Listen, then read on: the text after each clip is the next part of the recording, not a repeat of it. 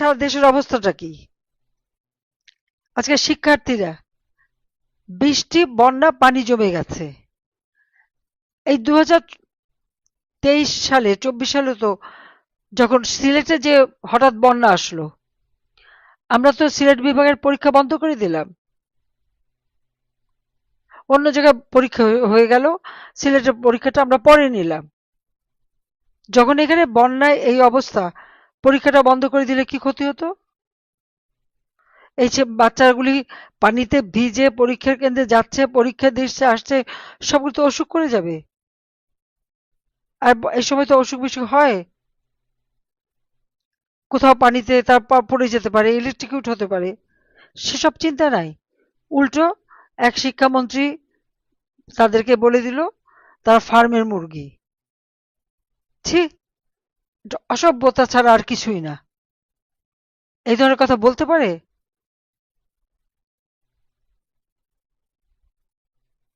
শিক্ষার্থীদের উপর মানে এইভাবে মানে বাজে মন্তব্য করা, আমরা এটা নিন্দা জানাই। আমার নামে দেখলাম আমি 35 কোটি টাকার খাবার খেয়ে ফেলেছি। তা আমি দিনে কত করে খেলাম সেটা একটা হিসাব দিক ভালো হবে। তবে আমার থেকে উপরে তো ইউনূস সাহেব নিজেই আছেন। ইউনূস সরকার মাত্র 9 মাসে খাইছে 125 কোটি টাকার খাবার।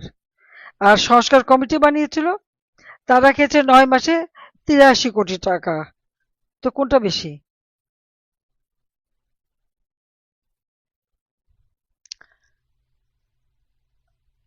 মিথ্যা অপপ্রচার এখনো ইউনূসের সেই কারখানা ইউনূস সেন্টারে চলছে।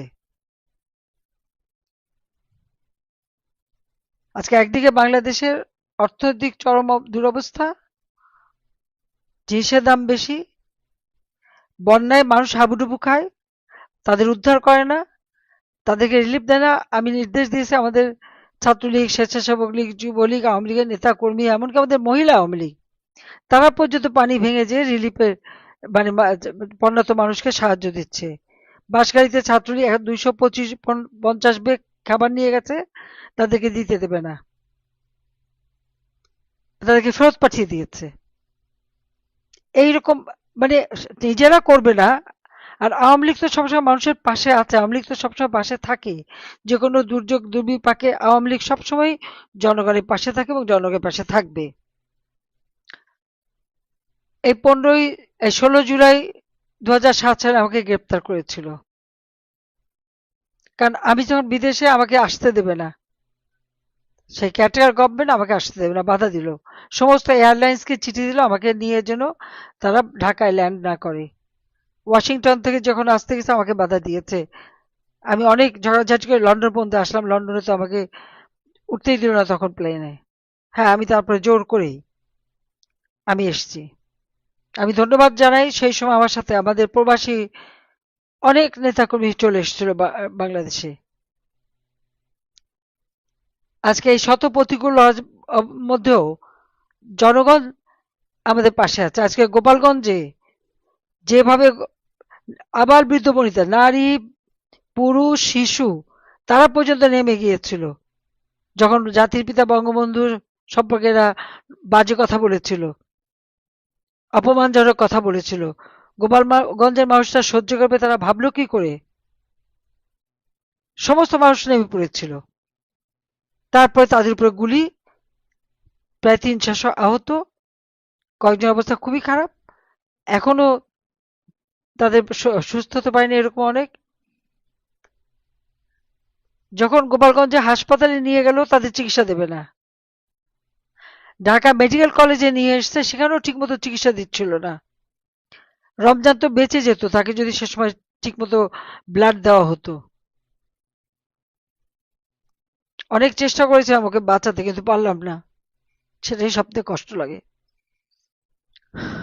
আমি গোপালগঞ্জবাসী, টুঙ্গিপাড়া, গোপালগঞ্জ, আমাদের কোটালীপাড়া, কাশিয়ানী, মকসুদপুর, গোটা গোপালগঞ্জ জেলার মানুষ সব এক হয়েছিল।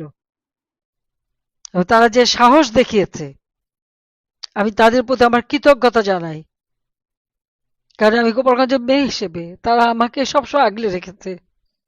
আমি বাবা মা ভাই সব হারিয়ে এসেছিলাম বাংলাদেশে, কিন্তু তারাই আমাকে সবসময় সেই বাবার স্নেহ, মায়ের স্নেহ, ভাইয়ের স্নেহ তারা দিয়েছে আমাকে। আজকে জাতির পিতাকে যখন ব্যঙ্গ করেছে, বাজে কথা বলেছে, তারা রুখে দাঁড়িয়েছে। আমি তাদেরকে স্যালুট জানাই, তাদেরকে ধন্যবাদ জানাই। তারা যে সত্যিকার মানে হিরো, সেটাই তারা প্রমাণ করেছে। আর যাদের উপর যে অত্যাচার, নির্যাতন, আমার মহিলা আওয়ামী লীগের নেতা, তাদেরকে পর্যন্ত গ্রেপ্তার করেছে, সন্তান সহ গ্রেপ্তার করেছে। আজকে আমাদের নেতা কর্মীরা 2টা বছর ধরে কারাগারে বন্দী। সকল রাজবন্দীদের মুক্তি দিতে হবে, সমস্ত মামলা প্রত্যাহার করতে হবে। তো আজকে এই পর্যন্তই, কিন্তু প্রশ্নগুলো এখানেই শেষ নয়। এই দেশ, এই রাজনীতি, এটা আমাদের সবার। আপনি, আমি, আমরা সবাই মিলে গড়ে তুলব সচেতনতার একটা মঞ্চ। আপনার ভাবনা, আপনার চিন্তা এবং আপনার মতামত আমাদের দরকার। তাই কমেন্টে লিখে জানান এই মুহূর্তে আপনি কি ভাবছেন এবং আপনি কোন দিকে তাকাচ্ছেন। রিপাবলিক অ্যান্ড পলিটিক্স কেবল খবর বা বক্তব্যের জায়গা নয়, এটা একটা ভিন্ন মতের প্ল্যাটফর্ম। এখানে প্রশ্ন করার সাহস আছে, সত্যের পেছনে ছুটে চলার স্পর্ধা আছে। চ্যানেলটি ভালো লাগলে অবশ্যই সাবস্ক্রাইব করে পাশে থাকুন, কারণ একটা ক্লিকেই হতে পারে হাজারো অন্ধকার ভেদ করে আলো খোঁজা শুরু। ফিরছি পরের পর্বে আরও খোলামেলা বিশ্লেষণ নিয়ে। সে পর্যন্ত সবাই ভালো থাকুন, সুস্থ থাকুন। আল্লাহ হাফেজ।